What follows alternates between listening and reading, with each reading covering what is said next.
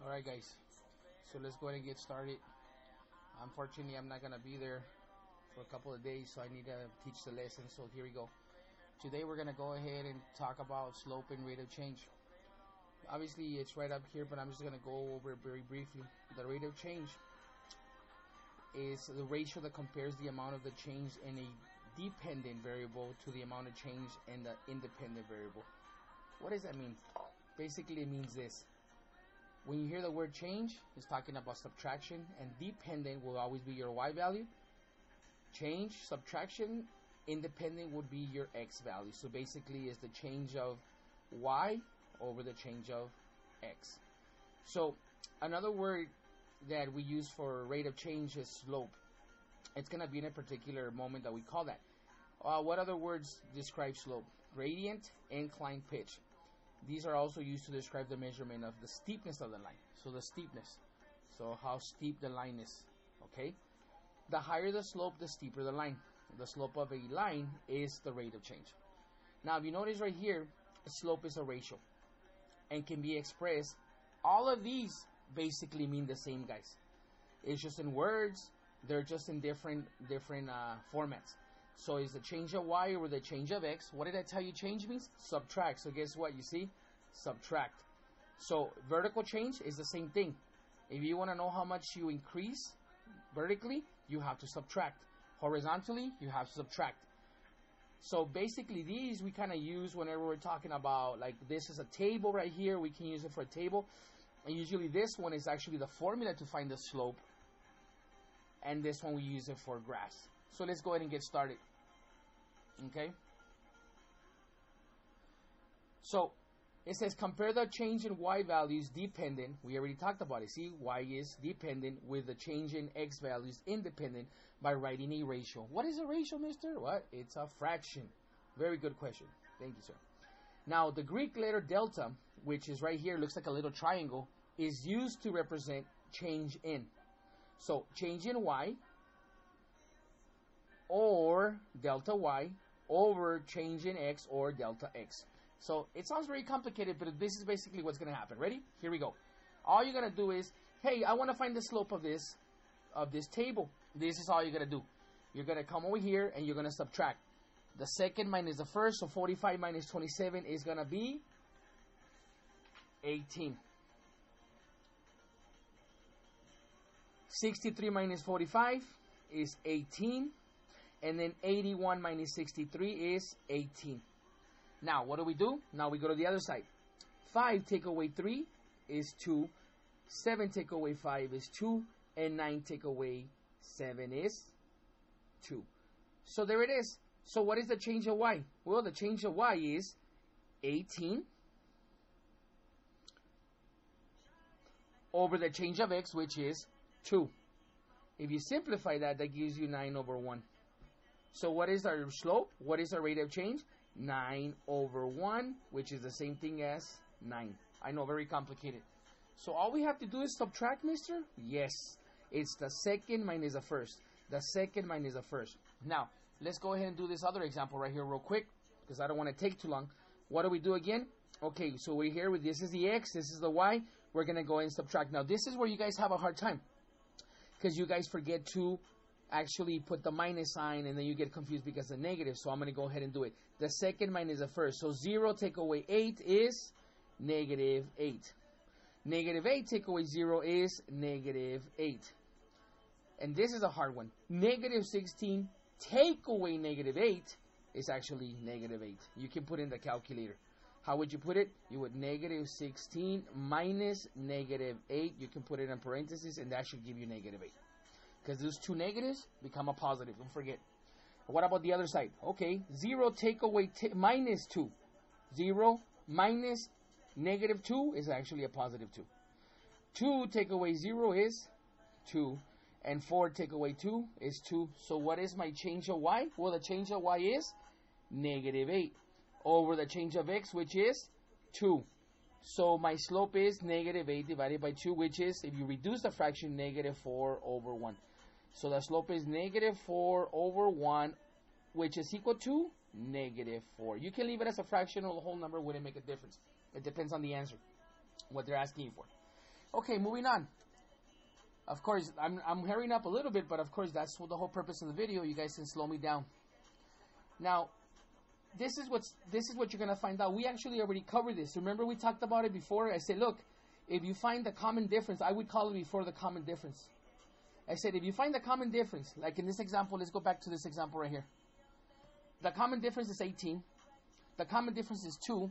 And because this is the same, okay, then I can say that this is a linear function. Well, that's what they're asking us to do here. Hey, tell me if this is a linear function. Okay, how do you do that, Mr. Carrillo? Once again, let's first determine what the common difference is, or let's find the slope. So 12 minus 6 is 6. 18 minus 12 is 6. And then 24 minus 18 is 6. So these they look like they're the same. Beautiful. Make sure you don't make a mistake. Then do the same thing. 4 take away 2, 2. 6 take away 4, 2. And 8 take away 6 is 2. So guess what? Not only, well, first of all, we already found that these are the same.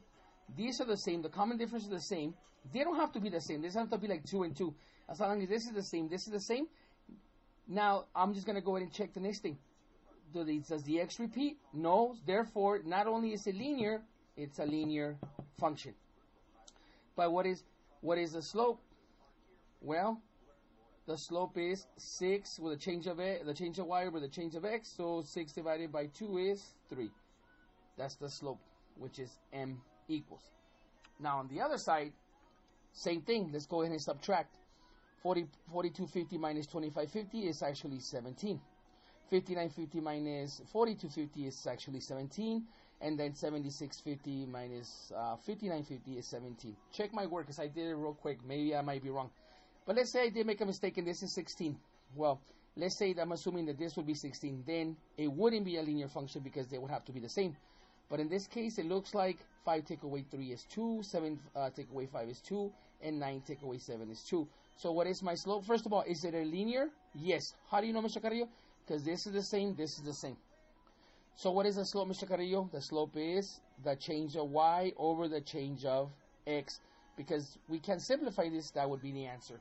We could leave it like that or convert it into an actual decimal if you guys needed to. Okay, so I already took care of that. Now let's go ahead and go to the back. What I want you guys to do is I want you guys to determine, find the rate of change. Okay, now let me address something real quick. Let's pretend that this was 16 over 2. Okay, well it wouldn't be a linear function, but it's still a rate of change. But in order for it to be to call it from rate of change to slope, we would say that it has to be a constant rate of change. In other words, it's constant. And if it doesn't change, we don't call it rate of change anymore. We actually call it slope. Going back now, this is what I want you guys to do. I want you guys to go ahead and work these out on your own, and then bring them in when I come back, and then we can go ahead and grade them and determine if you guys also, what do we do here, Mr. Carrillo? Find the common difference, right? The second minus the first, the second minus the first, and then first tell me if it's linear, and then tell me if it's a linear function. How do I know it's a function? When the x does not repeat. Okay. Now, before I get to this bottom part right here, I want to go ahead and touch on something else. Now, we've been talking about slopes, and there are going to be usually 4 types of slopes that you guys are going to encounter. Okay? Usually there are going to be 4 types of slopes. All right? One of the slopes, here we go. Let me go ahead and make some room right here. 4 types of slopes. So usually I have a story for this, and my story is about Peter.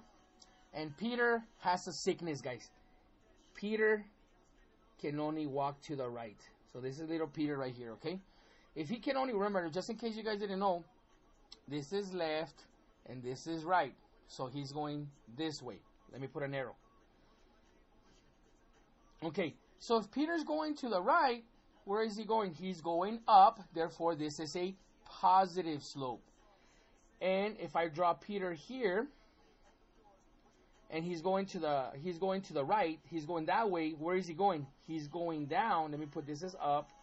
He's going down. If he's going down, then that is a negative slope.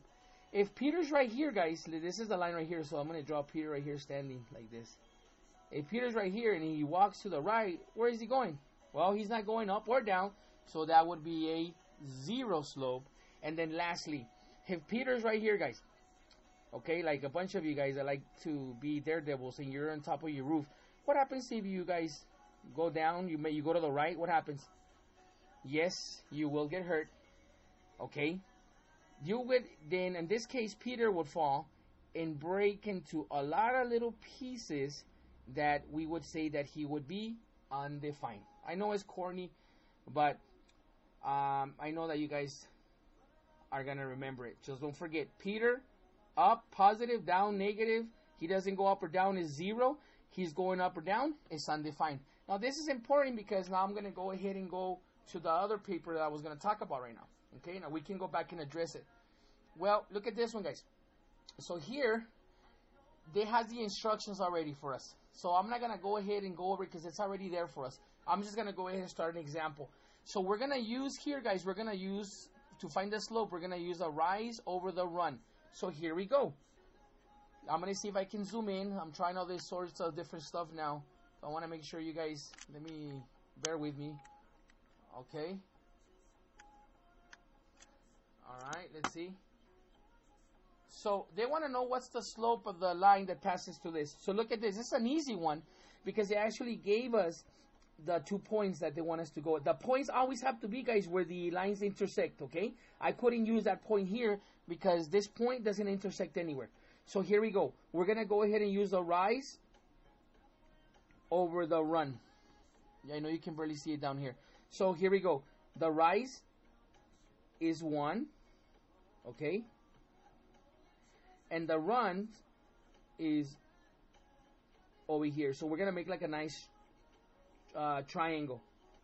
1, 2. Now, hey, where's Peter going? Oh, Peter's going up, right? Let's pretend Peter's here. So then, therefore, the slope is a positive 1/2. Now, look at this one. Hey, mister, there's no points. Exactly. So could I use that point? I hope you said no. Could I use this point? Definitely not. Can I use that one? Yes. How do you know, Mr. Carrillo? Well, because it's going exactly through the lines. So I can use that one. Which one? What else can I use? I can't use that one. No. I can use this one right here. So look what I'm going to do. Once I do that, I'm going to form a nice triangle. Now, mister, can I instead of going up, can I go, down, can I go up this way? Yes, you can. You're going to get the same answer. So look, this is the beautiful thing, eh? Don't worry about negatives and positive. Let's just find the rise. What's the rise? So let me draw right here. Rise over run. So the rise, be careful, okay? A lot of you guys do this. 1, 2, no. Once you make the skip, so it's 1, 2, 3, 4, 5. Let's check again. 1, 2, 3, 4, 5. So I like to do this. This is 5. So my rise is 5. And my run is 1, 2, 3. Now, the slope is 5/3, but we have to think about something. Where's Peter going? Yes, definitely. He's going down, so therefore this is a negative slope. So see, you don't have to worry about positives or negatives. All you have to remember is just count, draw a right triangle, count, and then how do you determine the sign? Hey, where's Peter going? Real simple. And the last but not least right here, right? Let me go ahead and scoot this over a little bit. Last one right here. What is this? Well, we have the same thing. Well, this is a hard one actually, but we don't even actually have to work it out, but I'm going to show you anyways. So let's pick a point right here and let's pick a point right here. I bet you some of you guys are like, mister, why are you doing all that? We know what the slope is. Look, Peter's not going up or down, so the slope is 0. You're absolutely correct, but I'm going to show it to you why. Okay, ready? Let's go ahead and do the rise. Okay, ready? The rise. There's no rise. So what is the rise? 0. And what is the run? 1, 2, 3, 4, 5, 6, 7, 8. I just picked those 2 points. Well, if you actually put this in the calculator, guys, the calculator is going to say 0. So therefore, what is the slope? 0. And how can you tell? Hey, look. Watch out, Peter. Este camarada, he's going straight ahead. Okay, so this is what we're going to do. All right. I hope you guys got that. So we're going back to this one. Let me go ahead and zoom out a little bit. I know. I do a great stick figures. Okay, let me hurry up. It's already 15 minutes. Here we go. So, what I want you guys to do is go ahead and solve these. You should know how to do it already. Make a right triangle. And this is a nice one because they actually give you the points. Okay, you don't have to use the points. Just to right triangles, the rise, run. And then if you're not sure, use the picture to determine. Okay? All right, beautiful. Let me flip it over then. And this is the last thing I'm going to do. Well, in addition to tables, graphs, another way you guys can find the slope is using 2 points and using this formula, which is what? Is the change of y over the change of x. Okay, so here we go. I'm not going to do that many because we're going to have to hurry up because of time purposes. So here we go. Ready? Well, let's go ahead and do the first one. Hey, look, I got 2 points. They want me to find the rate of change, or in this case, well, the slope. So how do you do that, Mr. Carrillo? First step you want to do is you want to go ahead and label this. Hey, these are x's and y, right? X and y. Because this guy's over here first, I'm going to call this guy x1, y1. Because this guy's over here, I'm going to call him, x2, y2. And then the rest is history. So this is what I want to. This is the way I want you guys to do it, because I know what's going to happen. So the first step you guys should do is you're going to put m equals, put the bar, the fraction bar, and then put a minus, because if you don't put the minus, you're going to forget. Then what do? Oh, let me look at the formula. Y2 minus y1. Who's y2? Oh, y2 is 0. Who's y1? 4. And then over x2. Who's x2? 10. Who's x1? Negative 2. All right, beautiful. So what do? 0 take away 4 is actually negative 4. And then 10 minus 2. Remember, when we have 2 negatives, they become a positive. Okay? And what is 10 plus 2? 12. And then just simplify it. If you simplify, we should get m is equal to a negative. If we divide it by 4, it's going to be 1 over 3. Negative 1 over 3. Mister, what if the negative's down here and the positive's over here? It doesn't matter. If you have a negative and a positive, automatically you can put the negative up here. What happens if you have 2 negatives? Then it would become a positive. Okay, let me go ahead and do another hard one. And then I'm going to give you guys practice. Okay, what if we get something like this? Because this should be easy, you know. x1, y1, x2, y2. Let's go ahead something with fractions, as I know, oh, Mr. Fractions. So here we go. Ready? We're going to go x1, y1, x2, y2. So what do? We're going to go first. You write the m equals fraction bar. Don't forget minus. So what do? We're going to go second, 4 over 7 minus 3 over 7. That's y2 minus y1 over 1 over 5 minus 2 over 5. And what do, Mr. Carrillo? Now remember, because these have common denominator, we don't have to worry about it, because they're already there. It's done for us. So all we have to do is subtract. 4 take away 3 is 1, and then 7, you just bring the 7 over because it's a common denominator. Okay, then what's next? Now what do you do here? Well, you go 1 take away 2 is actually negative 1, and then you just bring the 5 over. Now you have something like this. This is a fraction divided by a fraction. If you put that in the calculator, it's going to do it for you. But I'll do it manually. 1 over 7 divided, look at what I'm going to do. Divided by negative 1 over 5. This is the same thing. 1 over 7 divided by negative 1 over 5. Because we're dividing fractions, we're actually going to multiply them. How? I'm going to do the keep, change, flip. Keep, change from division to multiply, flip. Negative 5 over 1. And then, what do? Just multiply across. 1 times negative 5, and 7 times 1 is 7. So therefore, this is negative 5 over 7 is my slope. Okay? Now, I'm going to go ahead and stop there because I don't want the video to be too long. And I know it's a lot of stuff. So, hey, if you can't watch it here or finish it, I'm thinking you should finish in 20 minutes. You always have access to it at home. It's going to be on YouTube on my page. Alright guys, I'm sorry I wasn't there. I hope you guys had a nice intersession, but I'll be seeing you guys soon. Peace.